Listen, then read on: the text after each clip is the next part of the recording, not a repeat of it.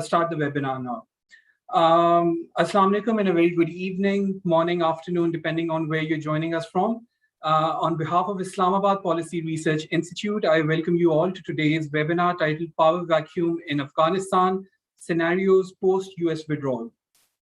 We are delighted to have with us 5 distinguished speakers to speak on the various facets of the topic under discussion. The first speaker is Mr. Mirwais Yassini. He is the first Deputy Speaker of the lower house of the Afghan Parliament. Prior to being a member of the Parliament, he has served in various capacities, which include Director of Foreign Relations and Economic Evaluation for the Ministry of Finance, Deputy Minister at the Ministry of Counter-Narcotics of Afghanistan, amongst many other duties. Thank you for being with us, sir. This second up is Ambassador Rifat Masood. As a veteran diplomat, Ambassador Rifat has served Pakistan at important appointments at the Foreign Office and Pakistan's mission overseas, including stints as ambassador in Tehran, Oslo, and the Deputy High Commissioner in New Delhi. Thank you for joining us, ma'am. Thank you. The third speaker is Ambassador Ann W. Patterson. Ambassador Ann is a former Assistant Secretary of State for Near Eastern Affairs and Ambassador to Egypt, Pakistan, Colombia, and El Salvador. Thank you for joining us, ma'am. The fourth speaker for today's webinar is Ambassador Ibrahim Khani. Ambassador Khani has served Iran at various distinguished diplomatic positions. He is currently working as a research fellow at Institute for Political and International Studies, Tehran. Thank you for being with us, sir. And lastly, the last speaker for today's webinar is Dr. Georgy Asatrian. He is Associate Professor at the Plakhanov Russian Institute of Economics. Thank you for being with us, Professor. To commence the webinar, I will request Brigadier Rashid Ali Janjua, Acting President, Islamabad Policy Research Institute, for his welcome remarks. Over to you, sir.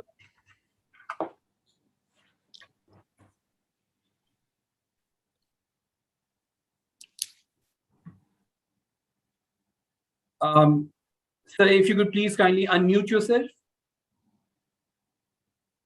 Okay. Am I audible? Yes, sir.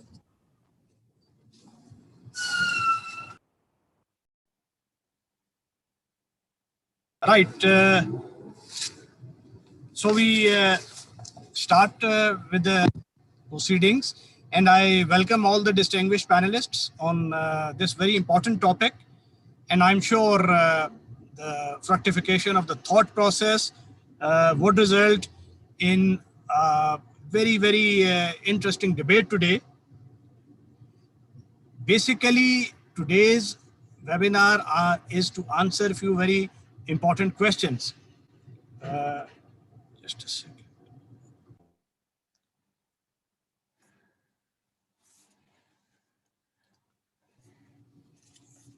Right, sorry, I think.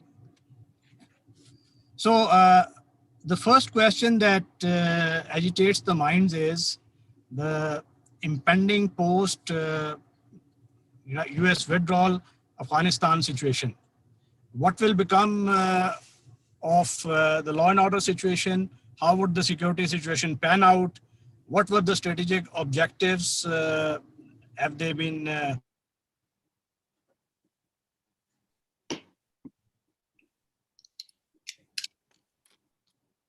we can't hear you. I think there's a, if you could.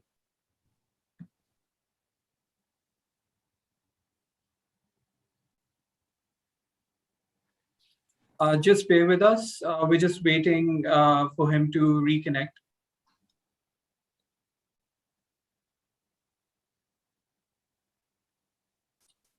So he'll be rejoining us. Just bear with me.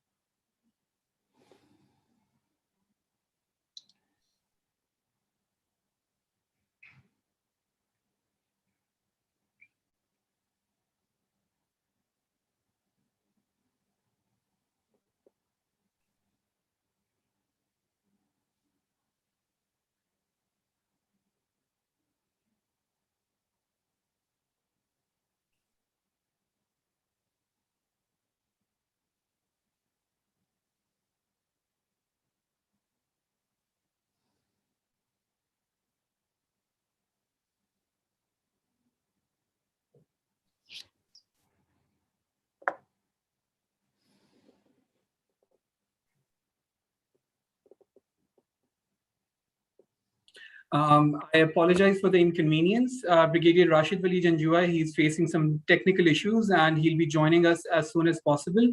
But I think what we're going to do is that we're going to start the webinar, and he'll be giving his remarks in the end. So with that, I'll invite our first esteemed speaker, Mr. Mirwais Yassini. The floor is yours, sir.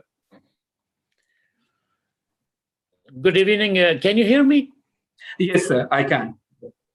Good evening to the excellencies, ambassadors, and all the people on board today, and your good self.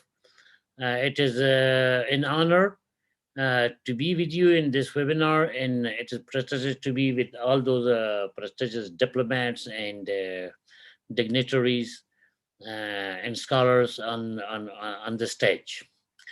Well, the title is really Power Vacuum in Afghanistan. It is a very, it's like nightmare for me being in Afghan and living in Kabul. And of course, the aftermath and what will, God forbid, if things, if the power vacuum came in Afghanistan, that will spill over to immediately to our neighbors and to the regional countries as well as to the international. And we don't want to see that, and hopefully that would not happen.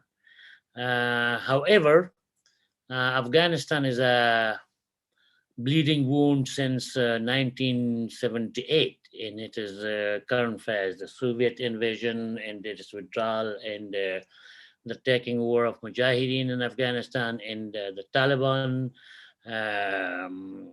phenomena in Afghanistan, and then the World Trade Center and the removal and the arrival of the American forces, the NATO forces to Afghanistan, and finally the NATO's withdrawal from Afghanistan. So Afghans never ever had a choice in this. Neither the Russian in its big phase nor the American were invited to come to Afghanistan. So the Russian came because of their expansionist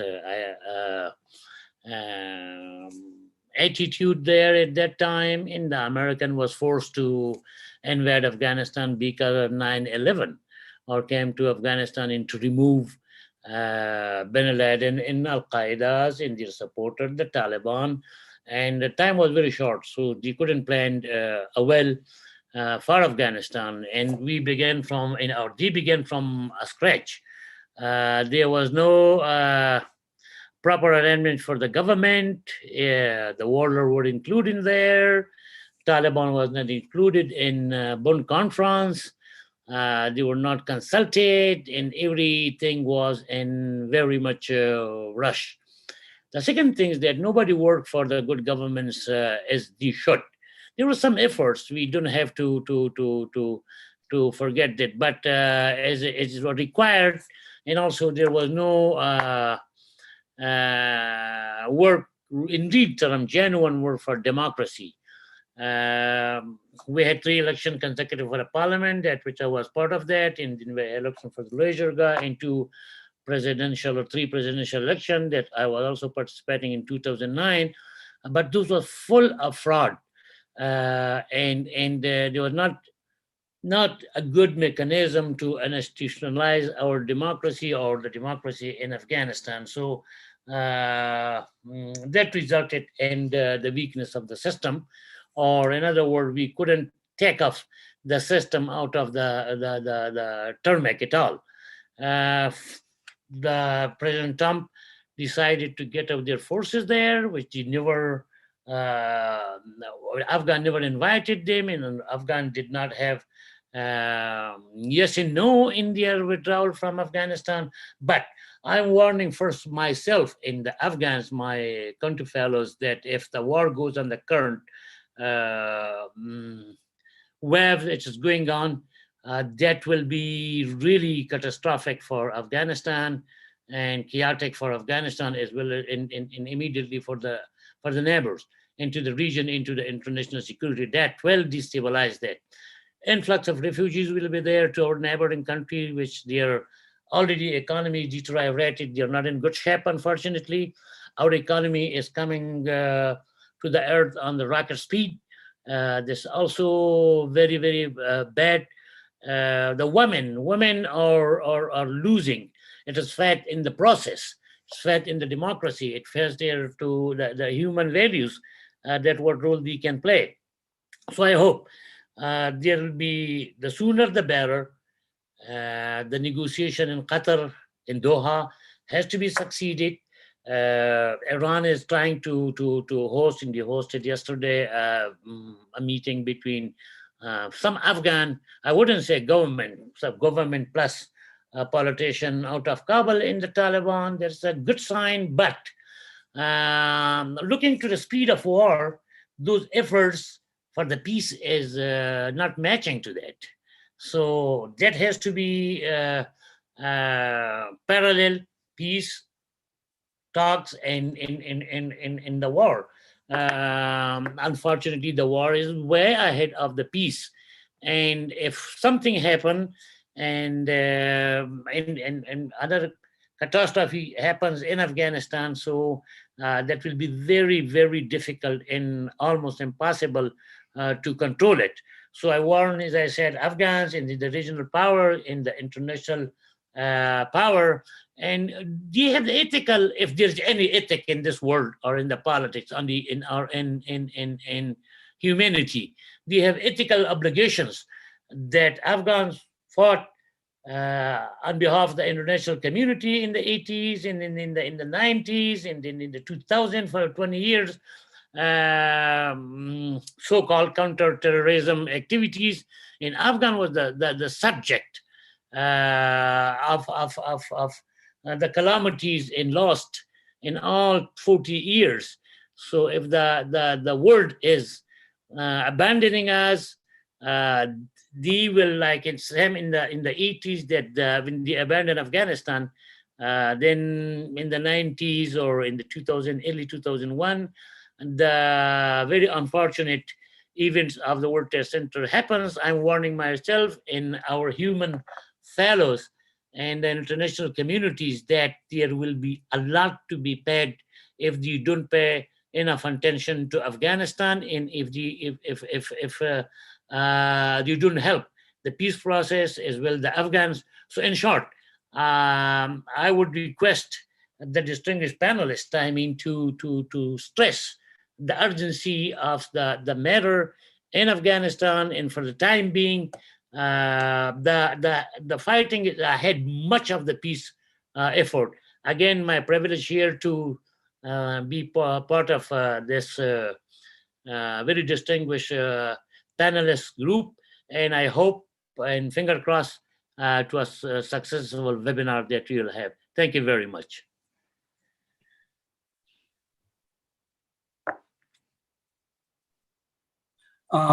Thank you so much, Mr. Yassini, for your remarks. I think they really laid out the foundation for the discussion that will take place with the other speakers. So now I'll request the second speaker, Ambassador Rifat Masood, to deliver her talk. Over to you, ma'am. Bismillah ar-Rahman ar-Rahim. Assalamu alaikum, and good morning, good evening, wherever you are in the world. Thank you, IPRI. Thank you, organizers, for holding this webinar on a very topical subject. I mean, these days, whenever you switch on the television or open the newspaper, the first thing you see, at least in my part of the world, is what's happening in Afghanistan. And as Mr. Mirwais Yassini, whom I'd like to greet once again, we were at another seminar, similar seminar, so I'd like to give my salams to him. This is something that is both troubling, as Mr. Yassini pointed out, and it is, of course, very, very important for not only the regional countries, that's us, but all globally. And the lesson that I think we learned from the past, we have to be aware of this. We have been bitten, the world has been bitten, badly bitten once, and we don't want it to happen again, least of all Pakistan. Of course, we all knew that, as Mr. Yassini pointed out, the foreign forces came into Afghanistan not with the invitation of the Afghans. whether they were the Soviets or whether they were the Americans later on. But this is something which has happened, and we must now try to pick up the pieces that have been scattered all over.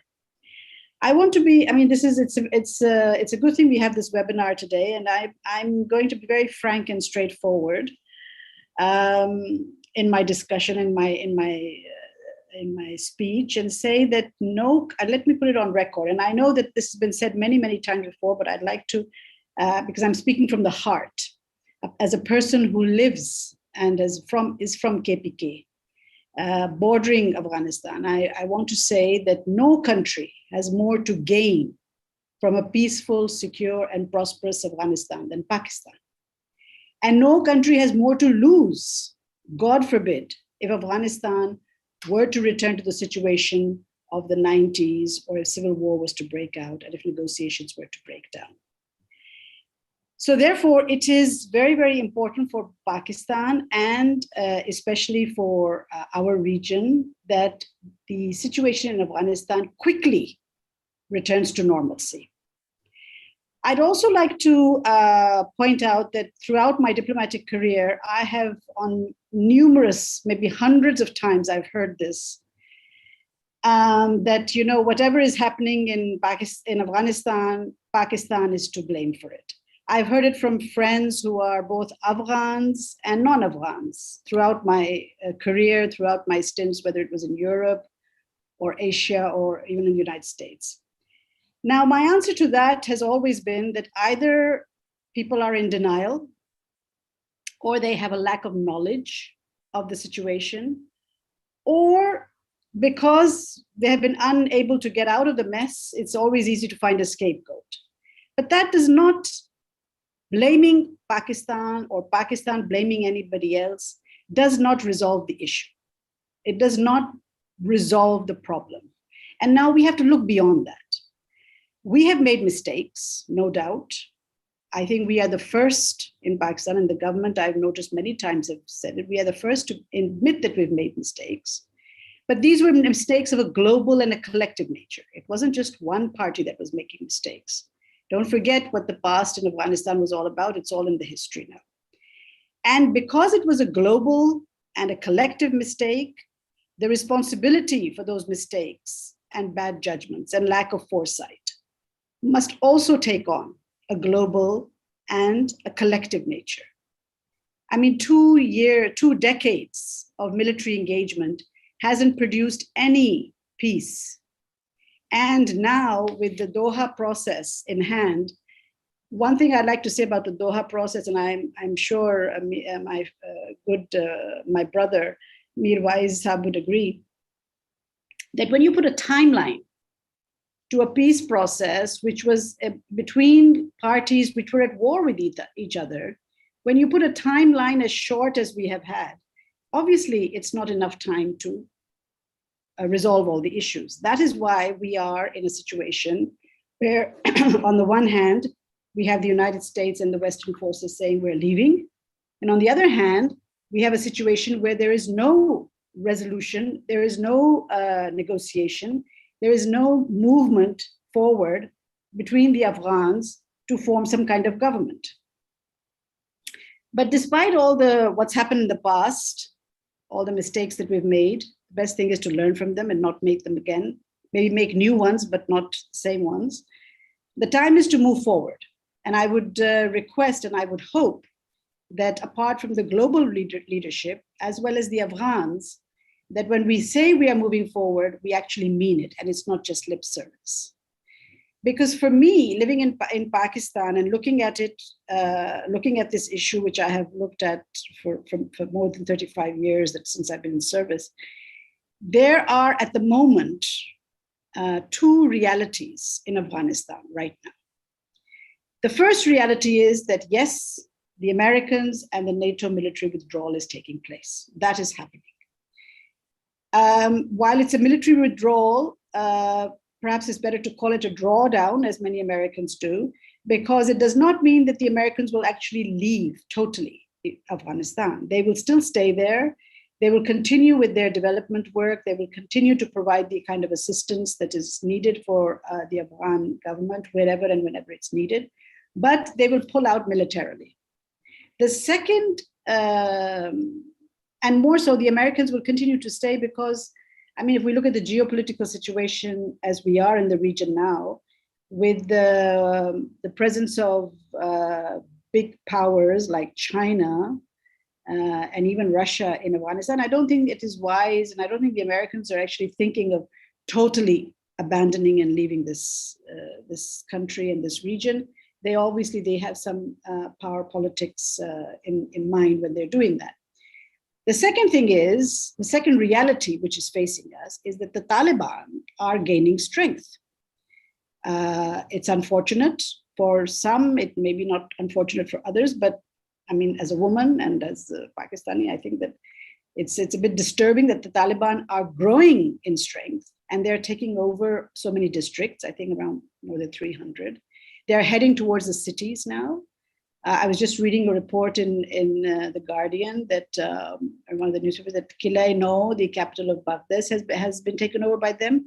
Of course, their next aim would be to take over Kabul. Now that will be the breaking point. That will be the point where we should all hope that it never happens.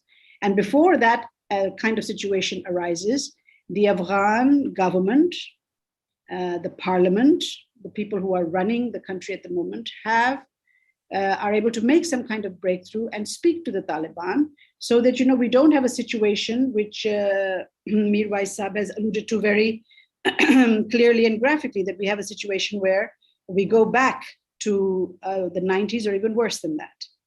Now, when we have these two realities in front of us,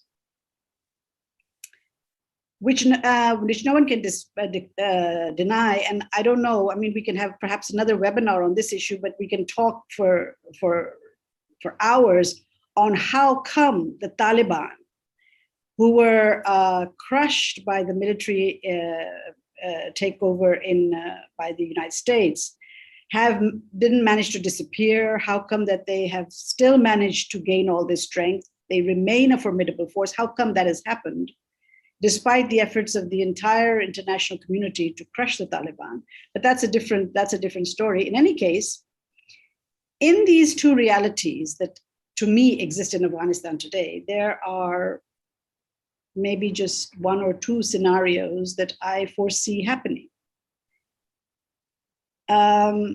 The first, and that is the one that I hope will happen, and I would like to say that Pakistan is ready, has always been.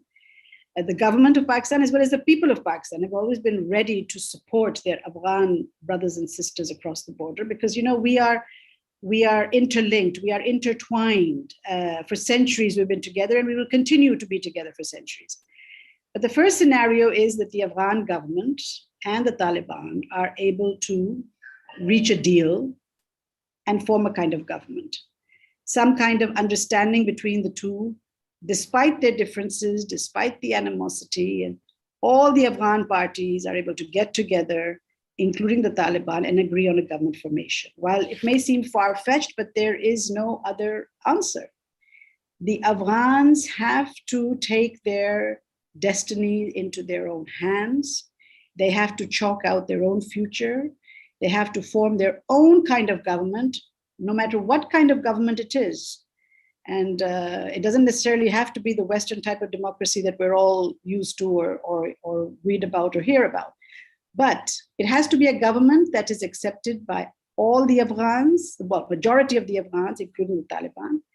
And that includes taking care of the issues which the Taliban were guilty of and have been ostracized for, that is the issue of women and children. And in that, I'd like to say that the Afghans, I'm positive in this. I'm going to be very optimistic because I think that over a period of time, it's been now more than 2 decades, the Afghans have also come of age. The world has moved on. The Taliban have also, I think, I hope, I'm sure, have realized that engagement and bringing their country and their country people together is the only answer. It seems to be evident in Doha. I mean, I have attended webinars, I have spoken, I've attended seminars in which the Afghan delegation in Doha, the women especially, have said that they have found the Taliban to be ready to make compromises and say that, yes, we will not be like before, and we will allow the women and children to have the kind of independence, the freedom that is accorded to them under their religion. So I see a glimmer of hope, because I feel that not only the Taliban, but also the Afghan, especially the Afghan women, have got the kind of freedoms that it's not going to be easy to give up. And more so now, we have a situation after 20 odd years that the media, the social media, the world media has all come into Afghanistan, and the Taliban have also been exposed to the world. So they will also try to, they should at least, and I'm sure that the sensible amongst them would be thinking that they also have to reach out to the world, and they have to engage and compromise and cooperate. So therefore, I'm sure that the Afghans, and I'm positive that the Afghans, given the opportunity, when they get together, they will be able to, there'll be a lot of shouting and screaming and a lot of no's and buts and ifs, but at the end of the day, they will come up with an answer to run their own country. After all, it is their country. It is their right to run their country the way they want to.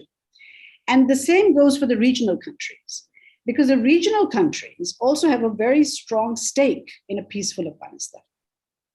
And in this, I'd like to point to the role of China, which I alluded to early, with the economic prowess that China is showing, and the fact that China has this vision of the BRI, which requires economic security, which requires stability and peace. No country, and all the regional countries are going to benefit from the BRI. Pakistan, especially through CPEC, is going to benefit a lot. So no country is going to want to create any kind of problems or any kind of hurdles in peacemaking in Afghanistan, because the vision is the economic prosperity and the stability of the region. The second scenario, which is to me the doomsday scenario, and I hope, inshallah, it will never happen, is if, of course, we don't make any breakthrough in the talks and the Taliban take over, and then we have a situation where civil war is breaking out in Afghanistan. For that, the country that will suffer the most after Afghanistan, because the Afghans will suffer the worst, but the second country will be Pakistan. As Mirwais Sahib has pointed out, it's our border, and we'll have a flux of refugees, and given our own economic situation, it's going to be very difficult. But this has to be avoided at all costs. And I would appeal to my Afghan brothers and sisters to, yes, the Taliban, you've been at war with each other, but now stop looking at them like the enemy. Even if you look at them like the enemy, you must engage with them, because after all, they are Afghans like you. And reach out and speak to them and try to bring about some form of consensus so that we can have finally what we have always aspired for, a peaceful Afghanistan. An Afghanistan in which the Afghans have the freedom to govern themselves the way they would like to. This is Pakistan's desire, as not only, but it's Afghanistan's immediate and most important neighbor, but also it is our policy. It would be anybody's policy, any country's, that a peaceful and prosperous Afghanistan will certainly be more suited to Pakistan than an unstable one. And we have history to prove how we have suffered in the past. So my request and my message is that, we are all hopeful that the Doha talks will lead to somewhere, and somewhere soon, somewhere where we can all expect the various groups in Afghanistan to come together and form a government through a peaceful process. Thank you. Thank you so much, Ambassador Rifat, for your comprehensive talk and your remarks. I will now request the third speaker of this session, Ambassador Ann Patterson, for her remarks. Over to you, ma'am. Thank you very much, and thank you to IPRI and the distinguished panelists for inviting me here today. The situation in Afghanistan is deteriorating more quickly than anyone, at least in the US, anticipated. And by deteriorating, the Taliban are taking more territory and the militia groups are arming themselves. Still, it's not a foregone conclusion that Afghanistan will fall quickly, particularly in the major cities. Many American observers believe that the government could survive if significant aid flows continue. And I thought I would step back a minute about the American perspective. I think Ambassador Massoud may be surprised at how much I agree with her about the Pakistan perspective. Both President Trump and Biden, and to be fair, President Obama, have tried to get the US out of Afghanistan. Americans for quite a long time have recognized that the US stumbled into a longer war with flawed assumptions about Afghanistan and about the Taliban's popularity, which is why they were able to sustain themselves for so long. When I left Pakistan in 2010, the US was, and NATO had about 130,000 troops across the border, and we were spending about $10 billion a month in Afghanistan. I don't know what the total cost of the war would be. And even now, half of Afghanistan's economy depends on foreign assistance, a level which has caused huge distortions. But certainly in the past 20 years, as Ambassador Massoud said, there have been dramatic improvements in health and welfare, particularly for women and girls. And I think the American dilemma was no one saw an easy way out of Afghanistan, even though the terrorist threat, I think most people agree, had been greatly reduced. When President Biden's decision was announced, I think it was generally well received by the American public. He built on this, in my view, unwise agreement between the Taliban and the US, which had excluded the Afghan government, and was very rapidly arrived at. I think the analysis that we'd been there 20 years, we'd spent billions of dollars. The pandemic had heightened the shortcomings in America's own healthcare system and infrastructure. And so it was time to focus on domestic issues in the United States and forget foreign advances.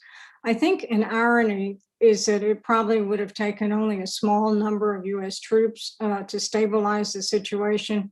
But I think more importantly, the international troop presence was a symbol to Afghans that the international community would stand by them in other ways, quite apart from a military presence.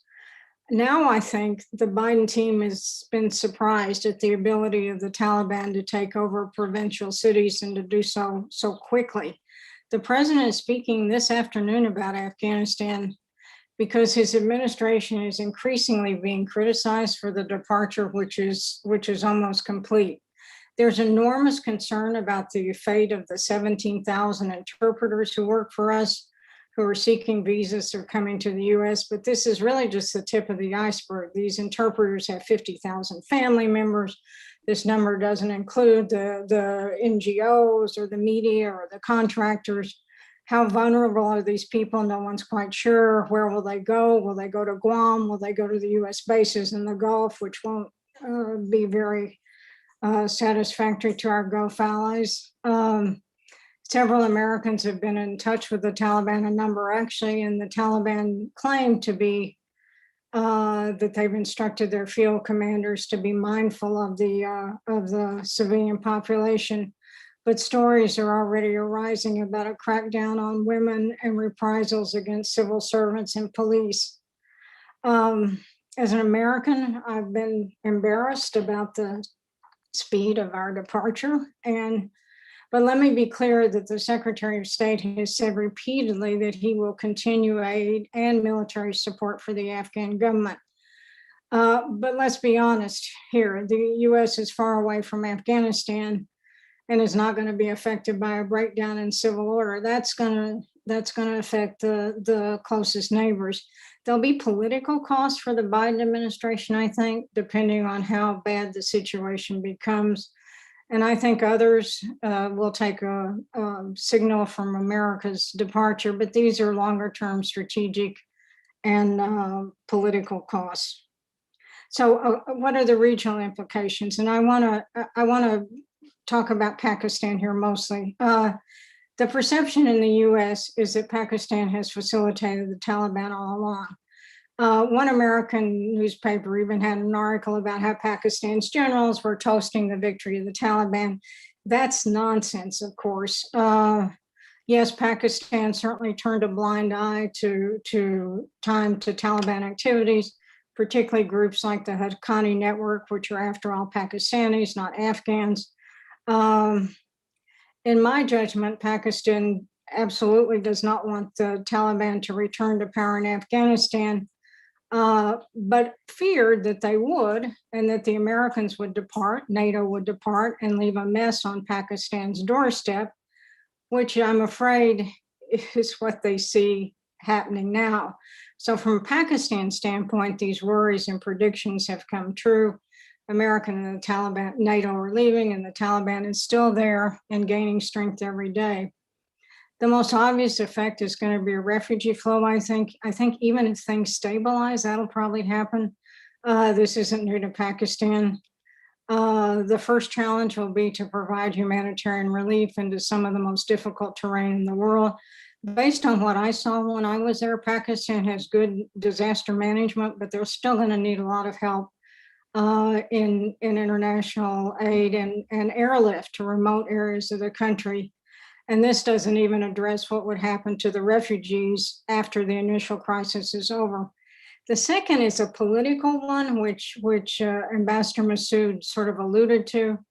I know that Pakistan was helpful during the early stages of the agreement, both for the Biden and Trump administration. But I think that Pakistan's influence on the Taliban is a lot less than many believe in the US. And of course, the influence grows less every day because the Taliban is gaining territory. So the Taliban doesn't need Pakistan and will be less inclined to listen to any Pakistanis. If the Taliban continues to advance, and particularly if it imposes its brutal way of life, the international community will put a lot of pressure on Pakistan to make the Taliban behave, and they won't be able to. As a result, Pakistan is going to need to be very transparent with its neighbors in the international community about its contacts and relationship with the Taliban. I think the same is true of Iran, which has had a love-hate relationship with the Taliban for decades. And I've even heard some of the same charges made about Qatar, as if they're a hugely influential player in this, instead of just a mediator and host, that they can put a lot of pressure on the Taliban, which I would be fairly certain is not the case. So here I agree with much of what Ambassador Massoud said about the way forward. The international community and the immediate neighbors need to come together with proposals for economic integration, a transitional government, and continued assistance flow. This has to include India. It'll be hard given some of the historic relationships among the countries. I've been reading a lot of the comments on the press, articles on the press, and I think there is a view that in the US that this is up to Afghans. I've been sort of surprised about the lack of sympathy in the general public about the situation there, that it's up to them. There was an article in the Wall Street Journal yesterday about middle-class people leaving, and the comments were all, man, it's their country. They have to stay there and do their job. And then the other thing, I want to make a couple comments and then I'll stop about international support. I've known Jean Arnault for years. He's about the best the UN has. I know there are complaints that his appointment was not approved by the permanent members, and he doesn't have a mandate from the Security Council, but he's got to be supported by the neighbors and the international community, and because the hour is late and there's nobody else. I also think the same is true of the UNAMA mission. It's always been relatively weak. It needs to be strengthened. International civil servants who speak Dari and Pashto, the senior UN representative on the ground, assuming there is a process, can play a hugely important role with a robust international presence. It's a window for the international community and a channel through which aid can flow. All the countries here on this, Pakistan, Iran, Russia, have a lot of influence with the UN and can move this process forward. And then finally, it's going to be critically important to find meaningful employment for all these people. Certainly in Afghanistan, but in the neighboring countries. And again, the hour is very late, but there are many proposals for economic integration and for employment generation have been on the drawing board for a long time, but have faltered on political difficulties, and those can be resuscitated. So I'll stop there. Thank you. Thank you, Ambassador Ann, for your very frank remarks. I will now request the fourth speaker of the webinar, Ambassador Ibrahim Khani, to please share his views on the subject. Over to you, sir. Do you have my voice, sir? Can you hear me? Can you hear me? Yes, sir, we can hear you. Okay. Good afternoon, distinguished speakers. Good evening, as I don't know exactly what is the local time in their home places. And thank you very much for inviting me to this very important webinar on the situation in Afghanistan. Though I was not very much comfortable with part of the theme of the webinar, which is our vaccine in Afghanistan. Sir, if you could please kindly be slightly louder, so that we could hear you clearly. Thank you so much. All right. I'll try to be as loud as I can. Well, I said that the theme of the seminar, a part of it, is our vaccine in Afghanistan. I just want to express, my own opinion that right now there is no power vacuum. There is a sitting government administering the country right in Kabul, and there is another party trying to dislodge it. So this is one observation, and aside from that, I want to enter into the main subject of discussion. The current situation is unfortunately not encouraging. We have a very blurred image of the situation here in Afghanistan. Daily we hear the report that some districts are being fallen into the hands of insurgent groups, and most of it without much of military or armed clashes between the defendant and the insurgent group. So what is going to happen is $1 million question. There are many possibilities. The first could be that with the Taliban advancing towards the major cities, towards the capital, of course the government maybe. There is no disturbance in audio.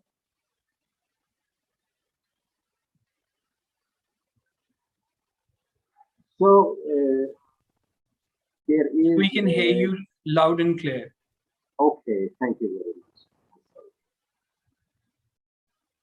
We don't know exactly whether Taliban can manage to move forward with the present speed as they are displaying to conquer, more and more territories, and whether they are able to, to sustain themselves in all the places that they are entering. Probably, if the situation moves in the same direction, there would be some sort of impasse, as there is a strong military power, very organized military forces stationed in major cities, and the actual military conflict has not yet begun, as far as I heard from some people who are having some thought on military. As I'm not also a man of military experience and military task. So it is a question whether Taliban can sustain and whether they can keep and whether they can hold the areas that they are quickly conquered.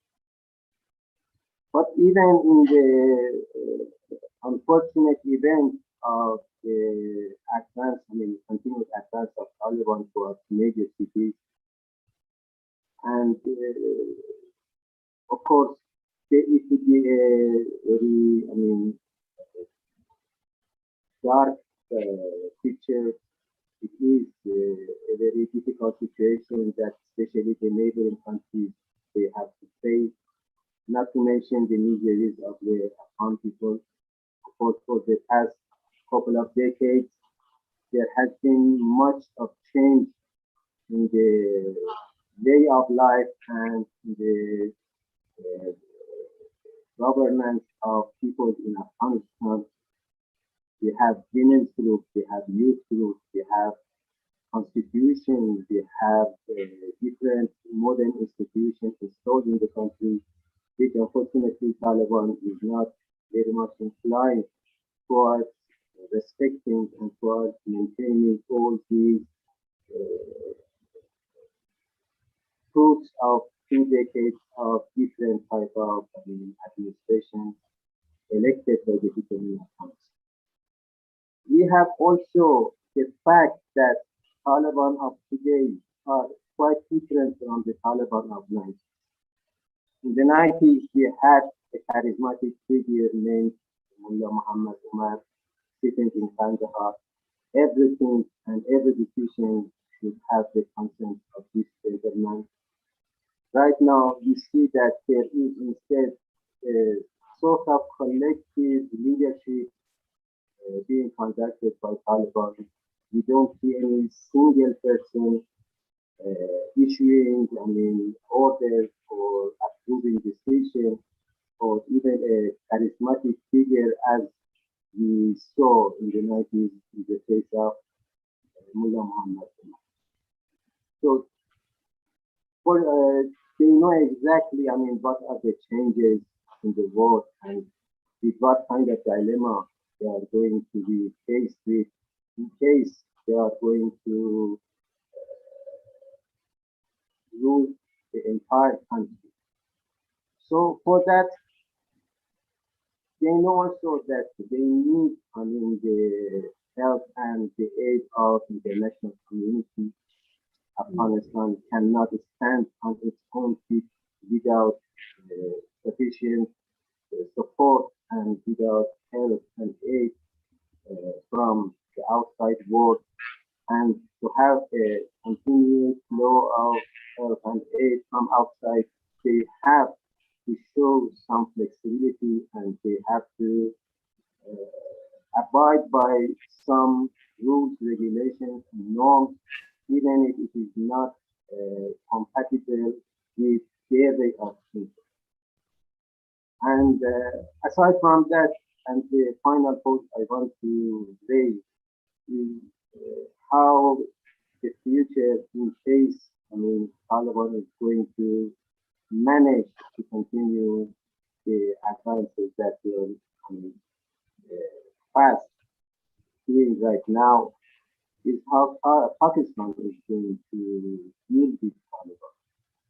Of course, Taliban of being an insurgent is totally different from the Pakistan of a sort of group that is going to sit in the capital of the country and to conduct its duty as a government, as a state. So for that, it is a question for me, and I hope that speakers from Pakistan to shine some light on this matter, that whether, the same way of, I don't want to say collaboration, I don't want to say cooperation, some sort of, leniency towards the Taliban movement, whether it's going to be continued in the future and how they are going to deal with Afghanistan, God forbid, if things get out of hand and another administration instead of the present elected one is going to be installed. So with that, I think I have already covered my time. Thank you very much for your patience. Thank you so much, Ambassador Khani, for your remarks. With that, we'll move on to the last speaker for the webinar, Dr. Georgi Asatrian. It's over to you, sir. Thank you very much. It's a pleasure to be here. Very interesting discussion. Well, I prepared my statement, but a lot of things very interesting and very important things already have been said. That's why I will try to be short. First of all, I'm talking on my capacity as a scholar, scientist on international relations. It is a very different position, opinions in Russia according to the situation in Afghanistan. And my opinion is only my opinion. Well, I think that the most important thing in this situation is regional and international cooperation to save Afghanistan. The most important thing for Russia is to have stable, non-radical Afghanistan. I believe that Moscow is against radical Islamization of that region. And you know that already President Putin talked with leaders of Uzbekistan and Tajikistan. They called to Mr. President Putin and asked some cooperation. And Russia officially already said that they will give that cooperation to Tajikistan and Uzbekistan if the situation would be worse and would destabilize in this case. Well, according to situation and according to the military capacity and resources which Russia has, and based on the Syrian crisis and Syrian civil war, I believe that Russia has capacity to support its partners in Central Asia. I mean, mostly Tajikistan and Uzbekistan, if the situation would be critical. There would not be any kind of doubts, in my opinion. The second thing, it is not the problem of Russia, I mean the situation in Afghanistan. It is a case of the United States and the partners in the United States. It is their story, their operation, which was supported by Russia in 2001 because of the tragedy of 9/11. I would like to say that it was the operation which started after the terrorist attack against the United States. It was started by the United Nations Security Council resolution, and Russia supported it. And President Putin was the first leader in the world who called the president of the United States and said that he would support it. And Russia did a lot to support the operation of the United States. Russia gave a lot of information according to Afghanistan, according to the terrorist extremist group in Afghanistan in 2001. After that, unfortunately, the relationship between Russia and the United States get worse. It was a crisis in our relationship. And that's why it is the United States operation to do whatever they want to do in Afghanistan, to talk with their partners, with official Kabul.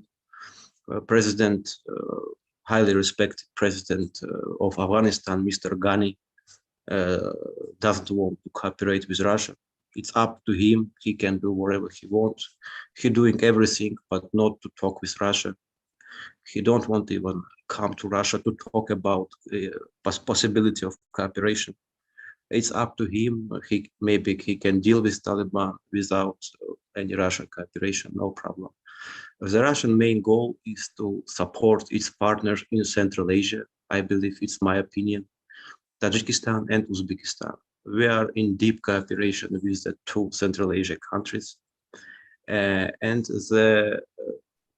one more thing about the international cooperation, we believe that Afghanistan and Afghan nation could decide wherever they want how to deal their country, how to rule their country, with Taliban, without Taliban, different ethnic group, different religious group, different political group should talk with each other, and Moscow supported. Moscow trying to do everything to increase the cooperation and increase the communication between different Afghanistan groups. We know that Moscow hold several conferences here when all Afghan groups were invited, and they talk to each other directly in one building under the one table. And I believe it is a very positive to make some kind of understanding between them and cooperation between them. In this case, the most important, as for me as a scholar, is international cooperation with all regional and international partners. We know all of them, countries around Afghanistan, Central Asia, countries in South Asia, the United States, European Union, Russia, of course, China, of course, and other countries. For now, I think that it is a little countries in the world, maybe no country in the world, who want the destabilization and radical Islamization of Afghanistan. And that's why I have some kind of hope that the situation would be not very critical. I believe that it could be not some kind of, we can avoid the situation which happened in 1996 when country was under the Taliban tough rule, and it was the support of terrorism. And also, you know, that Taliban at that time supported several Russian extremist groups in the Northern Caucasus. And it was a very bad situation for international relations in general. And that's why now the international community, and of course, Afghanistan itself and Afghan nation and the other nations around the world have that experience. And very important, which first colleague from Afghanistan, Deputy Yassini, said, it's very important not to forget about Afghanistan.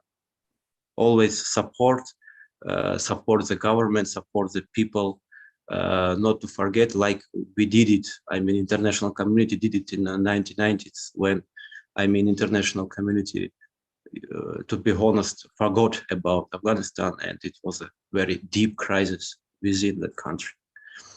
Now we have the situation when Afghanistan has army. It could be bad, it could be good, but it is an army. It is a lot of have been done to that army. It is a strong army. It could deal with some kind of extremist group. Afghanistan has police, very good police, which can also deal with different groups. But the most important thing, of course, is not a war, but most important thing is a cooperation, direct talks, and try to find some kind of common solution. Maybe it could be some kind of mixed government. I don't know. Maybe Afghan nation, Afghan government, and the people in Afghanistan could some, I don't know, share powers with different groups. There is a lot of political parties we know, and in this case, it is the most important. And in conclusion, I would like to repeat my opinion that for Russia is most important is a stable situation, non-radical situation, and Moscow would do to support, would do everything to support its partners in Central Asia. That's my opinion. Thank you very much. Thank you. Thank you, Dr. Georgi Asatrian, for your candid views. With that, ladies and gentlemen, we'll move to the Q&A session. We have many questions with us, so I'll start the Q&A session with the first question to Ambassador Ann. The first question is, do you see a possibility of an inclusive government in Afghanistan? One. And second, how do you see the future of US-Pakistan relations post-Afghan scenario? Yes, sure. I think there's a possibility. I think it's every day that goes by, it gets more and more remote of an inclusive government. But there were many proposals, not many, but certainly a significant number of proposals about a transitional government that have been made, sharing of ministries, putting in a figurehead. Everyone involved in international relations has seen these proposals mostly work as transitional governments go. But again, the hour is late, and it's essential that this be developed and implemented extremely quickly. And how I see the future of Pakistan, US-Pakistan relations, I'm worried because I think I don't want, as Americans say, Pakistan to be left holding the bag for failures in Afghanistan. And I think that's a worry. And so I think transparency is important. I think a positive agenda on the economic side, the reconstruction opportunity zones have resurfaced. I know that some Pakistani diplomats are working vigorously to move the agenda forward, but I'm fundamentally worried because I think the perception will be that Pakistan is has facilitated the chaos in Afghanistan. And all of us have got to work hard to overcome that perception. Thank you, Ambassador. And the next question is from Mr. Hamza Rifat, who's an assistant research associate at IPRI. His question is to Ambassador Rifat Masood. He asks, do you think the Antalya Diplomacy Forum can contribute towards Afghan peace talks after the American troops withdraw? Well, you see, the thing is that, as I said in my talk also, it has to be a collective effort. It has to be something that, sorry, just switch this off, it creates problems. You know, it's not a responsibility of one country as opposed to another country. The Antalya Forum, other such forums where we can have governments and people coming together is always a good sign. But at the end of the day, I think that what is going to decide the future of Afghanistan are the Afghans themselves. And it is important. I mean, I must say that Iran has taken a very good initiative of bringing the parties together. I think all countries should be participating in that. There should be a collective effort to try and facilitate as much as possible the peace process, the dialogue. And any forum, whether it's Antalya, whether it's Moscow, whether it's Bonn, whatever forum you want to talk about, where they are bringing people together, where they are bringing the parties together, that can only bring good news. But at the end of the day, as I said, it is the Afghans who have to decide what they want to do with their country after all these years. Thank you, Ambassador Rifat. The next question is from Mr. Mirwais Yassini. It's more of a comment. So, sir, I'd just like you to comment on this. The comment is that the power vacuum is created by the Afghan government itself rather than the US withdrawal. Is the Afghan government on the same page? Do they not have shifting interests, some fleeing, some fighting, and some surrendering? What would you say to that, sir? Sir, if you could kindly unmute yourself.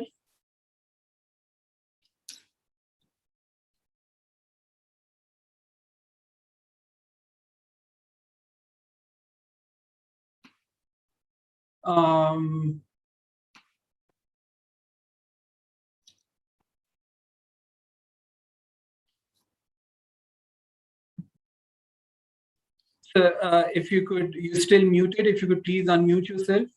Is it? Yes, I can hear you now. I can hear you now. Okay. Well, I would like to go one step back on a question of the previous questions. Number one, negotiations. Afghans historically had a big history of the negotiations by the name of jirga. But the mood of operandi of the jirga is that there has to be third party to mediate between two factions. This is a very good sentence saying Afghan-led and Afghan-owned peace process. I don't want to diverge from that principle. There has to be Afghan, but there has to be Taliban and the Afghan government. There are two parties to the war or to the conflicts.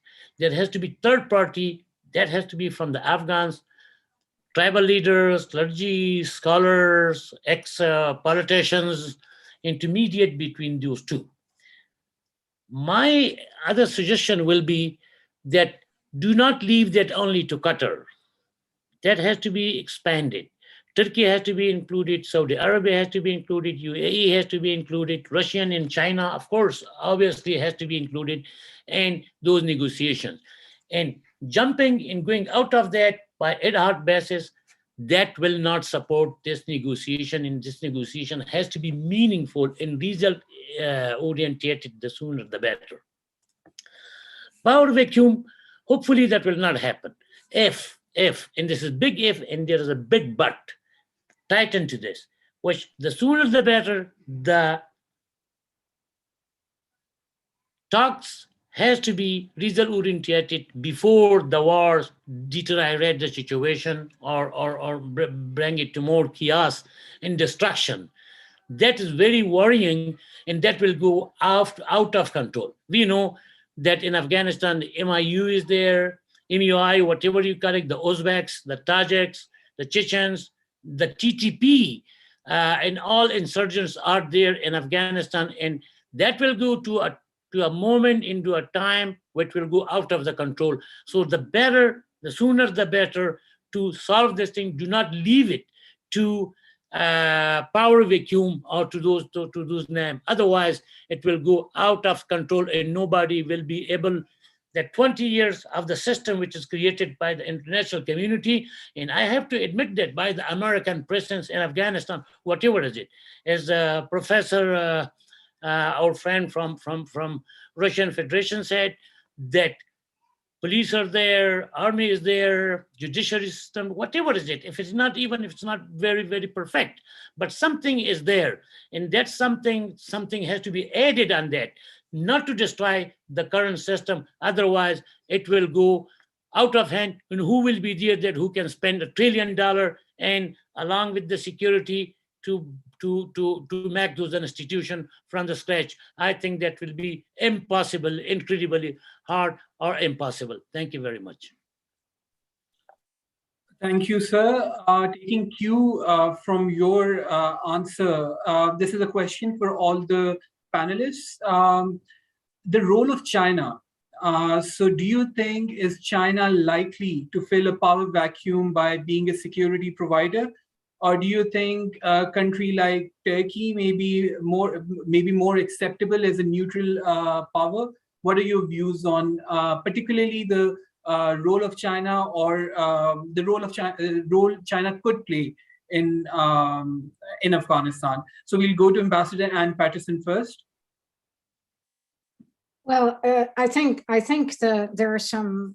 My understanding is some promising discussions with the Turks about providing security at the airport and in other specialized, highly specialized places in Afghanistan. I think that's a very promising idea because it's going to be critical for all kinds of reasons to keep that airport open. And on the role of China, that's a really interesting question. Here, it's certainly interesting vis-a-vis U.S. relations with Pakistan, because one of the concerns, of course, for Americans is Chinese encroachment, so to speak, in Pakistan and elsewhere in the region. Still, I'd be surprised if the Chinese wanted to frankly, jump into this mess and provide security guarantees. It just doesn't seem to make sense to me. They're mostly interested in the bottom line and trade and money and such. But I think that is a worry vis-a-vis Pakistan as it becomes even closer to China. So that would be my comment on the situation. If I could have. Yeah, if I may, I agree with Ambassador Patterson. China is, that's not the way China works. That's not the way China likes to carry out diplomacy. China's focus is on economic security, expanding its economic footprint, as it has done in Pakistan and in other countries of the region. China's focus will be, of course, on ensuring that its vision of the Belt and Road Initiative goes through. For that, it needs a secure and safe neighborhood. But when it comes to providing any kind of security, I don't think that China will want to do that. But it will want to make sure that Afghanistan does remain as trouble-free as possible, so that its own economic ambitions. And don't forget, China has recently signed a very massive deal with Iran. It is already deeply entrenched in Pakistan through CPEC. And its vision of interconnected Asia depends upon a secure Asia. So while it has that ambition, I don't think that China actually likes to or does play any kind of security role directly. Turkey, yes, Turkey can, and I think it would be welcome. I think the Afghans and the rest of the regional countries would accept having some form of limited security provided by Turkey. But I don't think that China will play that role. If I could have comments from Professor Joji, please.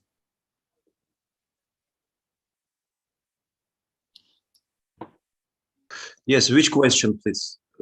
I just wanted to find out what are your views on the possible role that China could play in Afghanistan post US troops withdrawal? Whether could it be a possible security provider, or do you think countries like Turkey would be more acceptable to all factions in Afghanistan as a neutral power? Well, I believe China would be very not passive power, but it would be working mostly on economical and infrastructure cases, not military, not security cases. I believe mostly in this activity. If I may, I would like to add to previous distinguished experts, which they say. Can I? Absolutely. Well, yes, a very important thing is to work together like international community on Afghanistan. I believe there is no geopolitical fight, geopolitical battle in these cases. And mostly all countries need stable Afghanistan. In this case, there is no need to block each other, to fight each other in geopolitical ways. I mean, it's very important because as for me, for example, the policy of the United States, mostly previous administration, not this one. This one we don't see now. We don't know. But the previous administration of the United States, they did almost everything to block all kind of possibility of cooperation between official Kabul and Moscow. And as for me, as a scholar, I see that official Kabul, they wanted to cooperate with Russia to get some kind of support, to get some kind of maybe assistance in different ways, not even military, military technical and so on. By the previous administration of the United States, they blocked it.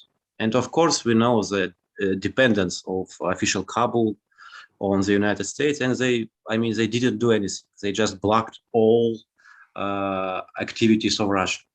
Well, it's not a big problem for Russia. I mean, Russia could work with other Afghan groups on north part, on different parties. We have a lot of friends in Afghanistan. There is no problem for us. But it is not very smart move in this case, I believe. And there is absolutely need for Afghan government to work with all partners, not to block one and like, we don't talk with you, okay? I mean, we are not allowed to talk with you. It's not smart move, I believe. And the second thing which I would like to add, it is we should remember that the operation in Afghanistan, it was Security Council operation, Security Council of the United Nations operation. And in this case, it's very important to make that situation more international, like according to, the theory of international relations of English school, the theory of international relations, to make some kind of community around Afghanistan. Maybe it would be good to have some kind of report in United Nations Security Council, like United States did their operation in Afghanistan according to United Nations Security Council. And now they give their report in the United Security Council, like what they did, what they have, what success, what disadvantage, what they have. I mean, now it would make situation more internationally and more like international community can hear that voice, can hear that opinion and like communicate with it. I believe it would be not bad move in this case. Thank you. Thank you. Mr. Yassine, do you have Just a anything moment. to add? Yes, Just sir. a moment. I have a question from Ambassador Patterson and a short question from me, Yassini sir. So Ambassador Patterson, we know the United States is now almost through with its, troops withdrawal. And they have also discussed issues of over-the-horizon capabilities, counterterrorism, cooperation, and some possibility of some basing arrangements. As the things stand now, all the neighboring countries like Central Asian states, Uzbekistan, Tajikistan, even Kyrgyzstan, Pakistan, apparently they do not want this kind of entanglement and any basing arrangements so as not to alienate any faction in Afghanistan. With that, and the Russia and China's interest in regional security and peace to reap the dividends of connectivity that China through its BRI is trying, where do you think the United States' grand vision of a pivot away from South Asia towards Indo-Pacific as a concomitant of adversarial relations, competitiveness with China figures in? So where do we expect, what do you expect out of the United States that would they like connectivity, peace, stability in Afghanistan, and would their over-the-horizon capabilities and their shoring up of one faction vis-a-vis the other faction redound to the advantage of peace, or it would prolong this conflict? So your comments on this issue? So this goes to the hope, I think what you're asking is this question of the over the horizon capacity, which is perceived as a contingency if terrorist groups should reconstitute themselves in Afghanistan. Now, the general view of the US intelligence community has been that the terrorist threat was much degraded after 20 years, as it well should have been, in Afghanistan, and that the threats to the United States and its allies are a lot less than they used to be. There have been articles recently that extremists have returned to Afghanistan. I have no idea if those are true. And certainly, I think, I'm not privy to the internal discussions, but what you've said about the US failure to get any of the regional countries basically to agree to American basing, which is what we're talking about, like drone bases in Pakistan that will take action. So for the time being, this counterterrorism capability is going to our bases and American bases in Qatar and UAE and the Gulf. What I think the U.S. will continue to, this is an opinion, to engage with the old Soviet republics in Pakistan and other countries about some kind of counterterrorism capability.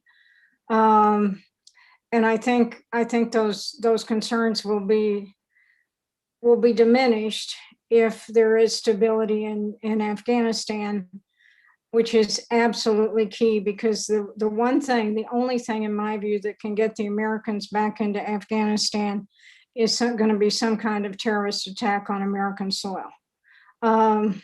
So we'll have to see how the situation develops, and if radical Islamists actually return there. If they don't, I think Americans will be greatly relieved. But I think we'll continue to press neighboring countries to allow some kind of counterterrorism capability. Yasini Saab, question from you. How do you see Taliban's current advance? Because they are in control almost 150 plus rural districts, though they haven't had any pitched battles in the urban strongholds. How do you see various power brokers and their capability? And would Ashraf Ghani government and other power brokers, Uzbeks and Tajiks, Hazaras, will they be ready for any kind of compromise with the Taliban? Even if they don't agree on most of the basics, would they have a bare minimum arrangement of cooperation so that no blood happens like it happened in the 90s? Well, it does have, Brigadier Saab, it does have it as an implication that the Taliban has taken over almost 1/3 of the districts in Afghanistan, if not necessarily a city. But God forbid it's go prolonged to the cities, this will be bloodbath in Afghanistan. I mean, the district can be taken over not by gigantic fighting, but it has to be sizable fighting on the district level.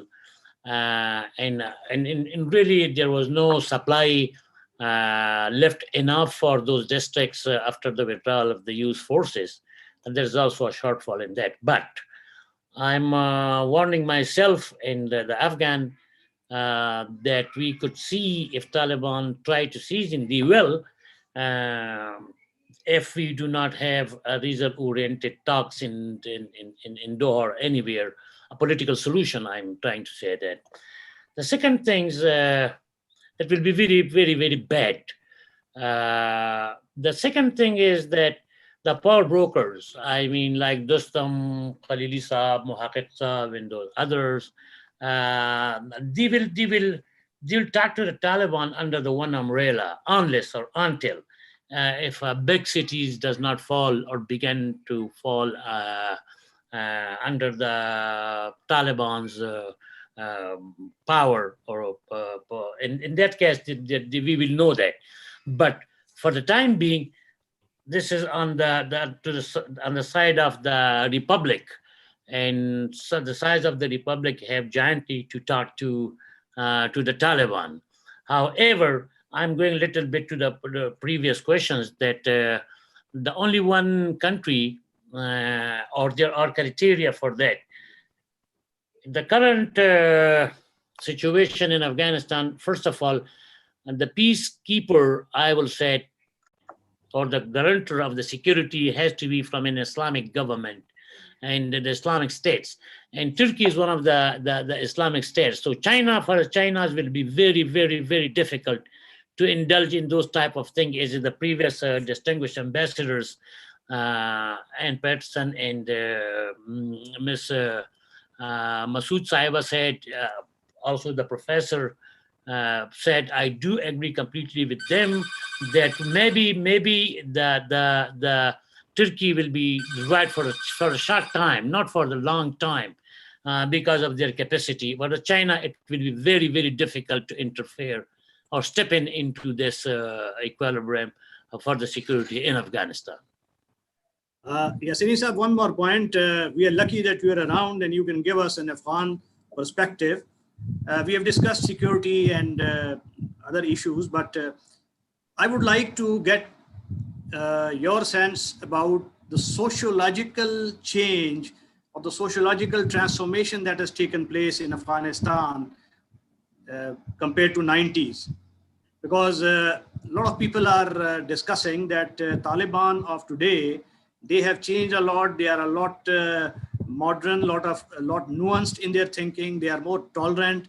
They are more intelligently engaging different power centers in Afghanistan. So do you really think that some sociological changes have occurred and that has altered their thinking and their outlook as well? So your frank comments, please. Well, sir, frankly, the time will test that. The time will unfold that what the Taliban are doing. We do see things by action. And number one, I hope that will be not as tyrannic as they were in the 90s. They don't bother about the turban, about the beard, about the women putting them in burqa, about lashing them out. Hopefully not. But there has to be a combined strategy or combined laws have to be found for both the nation. Taliban is not the majority of the nation. How about those advances that we made or progress that we made in the past 20 years? The women's rights, the women's schools, the freedom of the press, the freedom of the assembly. Those things has to be put in and counts, rather than we will go back to nowhere except the destruction of the Afghan common person life, as well as to the joint combined life of the nation. Thank you very much. Thank you. Thank you. Yes, Dr. Georgi, you want to add something? No, I would like to ask a question. May I? Yeah, absolutely. Please go ahead. Yes, my question to Ambassador Massoud, if I may. What do you think, Ambassador Massoud, if Taliban seize the power in Afghanistan and like take power also in Kabul, is it in interest of Pakistan, and what Pakistan will do in this case if Taliban would be maybe would be like extremely successful in the military way? Thank you.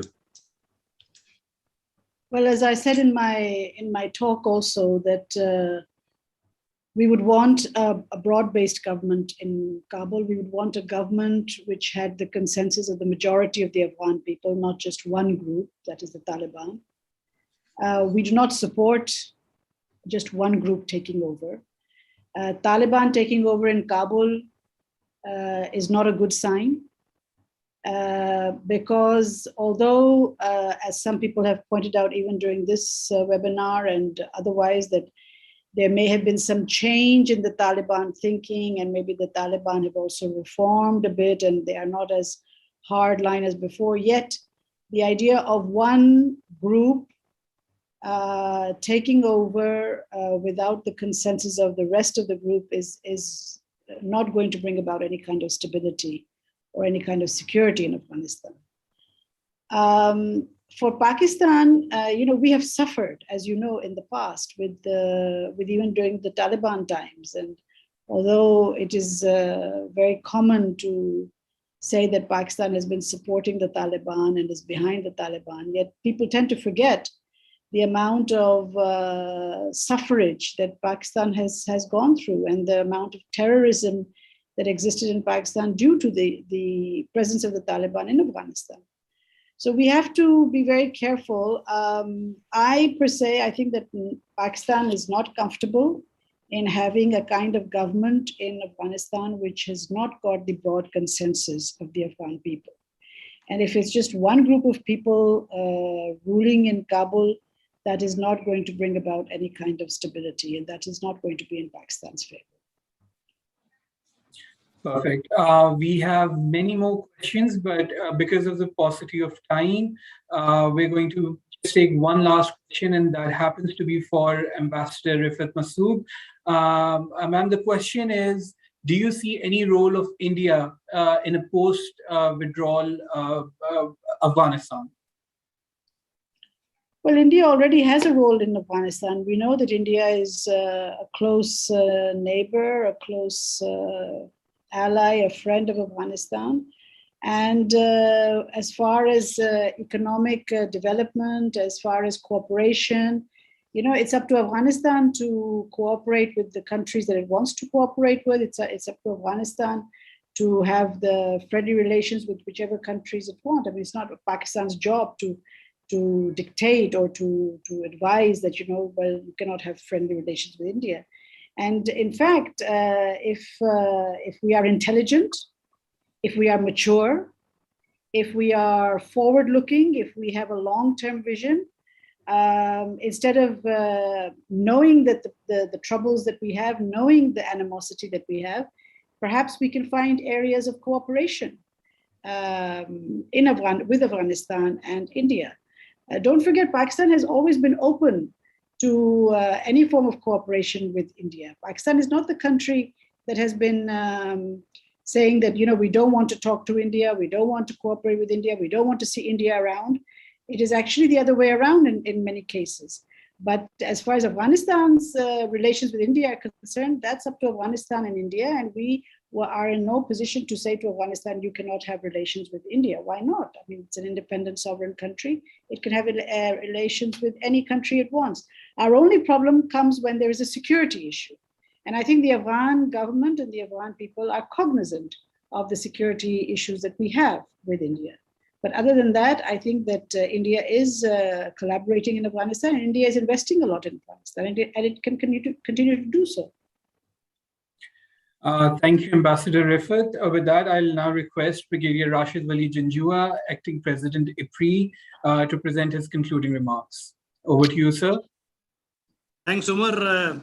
And I once again thank all the participants for a very effusive participation, especially those who joined us from overseas at inconvenient hours maybe. And we all stand educated, and there are some interesting takeaways from this discourse.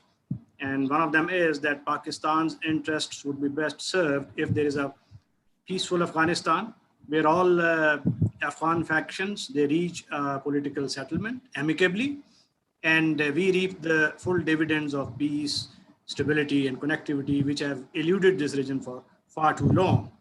So as the United States is concerned, the US strategic interests in post-withdrawal phase emanate from its China containment policy and a desire to retain leverage with competing factions in Afghanistan, to deny space for economic expansion to its competitors. We only hope that events and subsequent developments belie this prognosis, because it's in the interest of the United States, for having expended so much energy in terms of material cost and human cost, to leave Afghanistan in a state which still poses a threat to peace and stability of region as well as the world.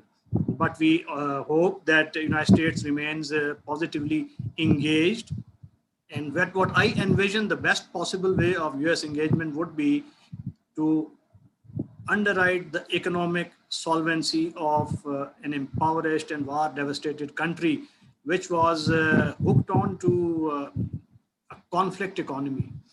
Now, having severed these linkages, that conflict economy will have to be regenerated and reinvigorated.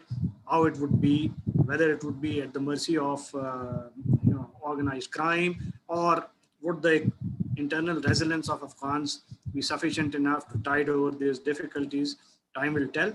As neighbors who hope and expect the very best for Afghanistan, Pakistan would expect Afghan-owned and Afghan-led solution to these parleys between various factions, and a negotiated peace agreement which ensures a settled peace, not the peace of the dead or the negative peace where the war stops and the underlying reasons they remain intact. And while expressing hope, we should do our very best to improve our internal resilience, to protect our own borders, to take care of our ungoverned spaces, to ensure that the fallout does not affect us adversely. And we should also be mindful of the regional spoilers who do not see the value of peace for the region and whose interests are not best served if there is peace and stability. Though on the face value, it looks rather remote that any country would try and still stoke the fires of instability in Afghanistan after having seen so much instability and bloodshed. And we hope and we expect the very best, and the discourse also expressed the hope. And some of the concerns pointed out, I'm glad that we had Mirwais Yasini Sahib, who gave us a very honest perspective about the sociological landscape of Afghanistan.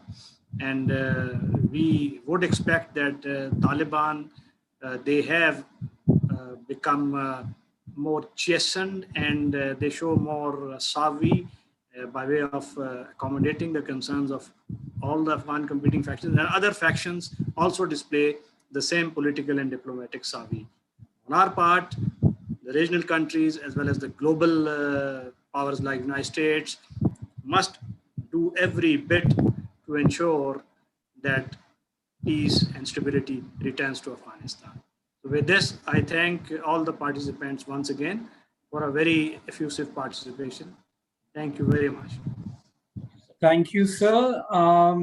With this, this brings us to the end of today's webinar. I'd like to thank all the participants, especially our panelists who took out time from their busy schedules to join us for their active participation. You can follow us on our official social media pages to stay updated with our research activities. Thank you so much. Take care. Goodbye. Thank you. Bye.